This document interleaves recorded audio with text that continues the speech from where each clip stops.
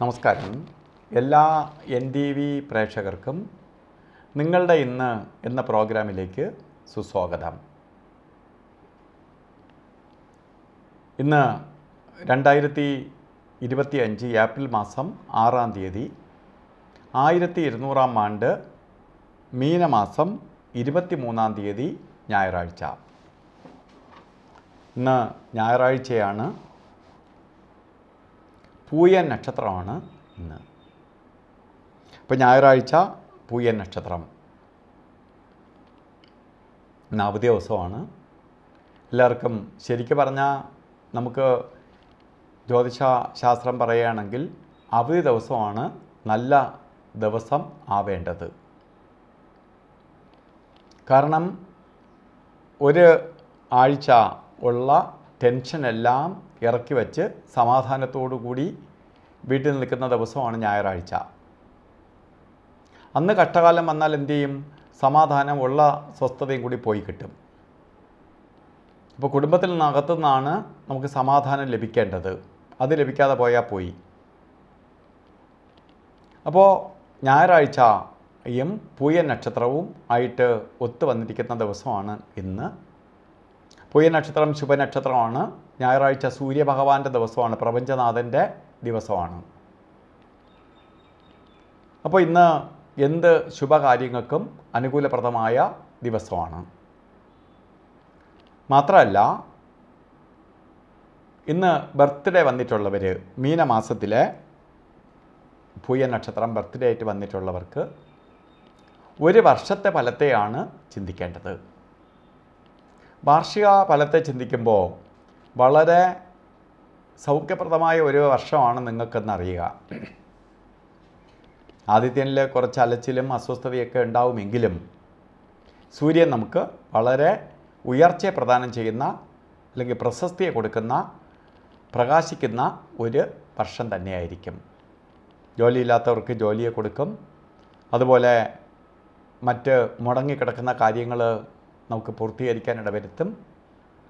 ഇങ്ങനെ ഐശ്വര്യപ്രദമായ ഒരു വർഷമായിരിക്കും നിങ്ങൾക്ക്. അതുപോലെ ഇന്ന് ഓരോ കാര്യത്തിന് ഇറങ്ങുന്നവരും രാവുകാല പ്രാധാന്യം കൊടുത്തുകൊണ്ട് പോകണം. കാരണം രാവുകാലം വരുന്നത് വൈകുന്നേരമാണ്. നോർമലി രാവുകാലം 4:36 വരെ എന്ന് കലണ്ടറിൽ രേഖപ്പെടുത്തിയിട്ടുണ്ടെങ്കിലും 5 മണി തൊട്ട് 6:32 വരെയാണ് രാവുകാല സമയം. രാവുകാല സമയം ഒരു ശുഭകാര്യങ്ങൾക്കും എടുക്കരുത്. ഒരു ശുഭകാര്യങ്ങൾക്കും അനുകൂലപ്രദമായ സമയമല്ല രാവുകാല സമയം. അതുകൊണ്ട് ശുഭകാര്യങ്ങൾക്കൊന്നും തന്നെ രാവുകാലം എടുക്കരുത്. പ്രധാനമായിട്ട് യാത്രയ്ക്ക് കൊള്ളാത്ത സമയമാണ്. നമ്മൾ ഓരോ കാര്യങ്ങൾക്ക് ഫ്രണ്ട്സിൻ്റെ വീട്ടിലും മറ്റ് പാർട്ടികൾക്കും അതുപോലെ എന്തെങ്കിലും ഫങ്ഷനും ഒക്കെ പോകുന്ന ദിവസമാണ് ഞായറാഴ്ച. അപ്പോൾ ഈ സമയം ഒഴിവാക്കിയെടുക്കുക. രാവുകാല സമയം യാത്രയ്ക്ക് ഒഴിവാക്കുക. അതേപോലെ തന്നെ നമുക്ക് ഓരോ കാര്യങ്ങൾക്ക് തിരഞ്ഞെടുക്കുമ്പോൾ ഗുളികകാല സമയവും യമകണ്ഠ കാല സമയവും ഒരു ശുഭകാര്യങ്ങൾക്കും എടുക്കരുത്.